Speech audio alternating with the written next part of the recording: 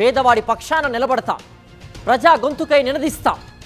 Voice of voiceless, తెలుగువారి మనస్సాక్షి, సాక్షి TV.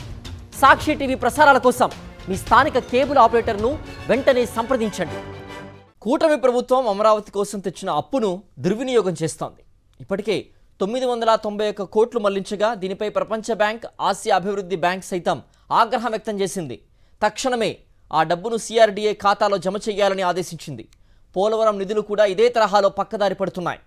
రాజధాని అమరావతి నిర్మాణం కోసం ప్రపంచ బ్యాంక్, ఆసియా అభివృద్ధి బ్యాంక్ హడ్కో నుంచి తెచ్చిన అప్పులో 991.06 కోట్లను టీడీపీ కూటమి ప్రభుత్వం ఇతర కార్యక్రమాలకు మళ్లించింది.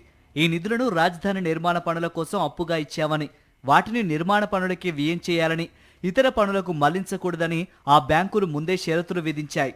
ఇదే అంశాన్ని గుర్తు చేస్తూ మళ్లించిన నిధులను తక్షణమే సిఆర్డీఏ ఖాతాలో జమ చేయాలని ప్రపంచ బ్యాంక్, ఏడీబీ, హడ్కో అధికారులు ఆదేశించారు. దీంతో ఇప్పటి వరకు విడతల వారీగా 245.37 కోట్లను ప్రభుత్వం జమ చేసింది. ఇంకా 745.69 కోట్లను జమ చేయలేదు. ఇలా రాజధాని నిర్మాణం కోసం అప్పు తెచ్చిన నిధులనే కాదు, పోలవరం ప్రాజెక్టు నిర్మాణ పనులకు కేంద్రం అడ్వాన్స్గా ఇచ్చిన నిధులను కూడా ప్రభుత్వం ఇదే రీతిలో ఇతర కార్యక్రమాలకు మళ్లించింది.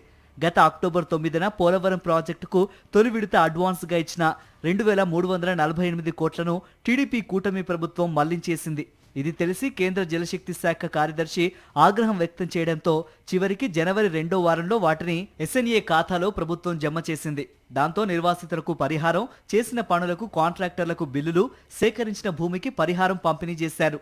అలాగే మార్చి 12న పోలవరం ప్రాజెక్టుకు రెండో విడతగా కేంద్రం విడుదల చేసిన అడ్వాన్స్ 2,704.81 కోట్లలో 2,504.81 కోట్లను రాష్ట్ర ప్రభుత్వం మళ్లీ ఇతర అవసరాలకు పక్కదారి పట్టించింది.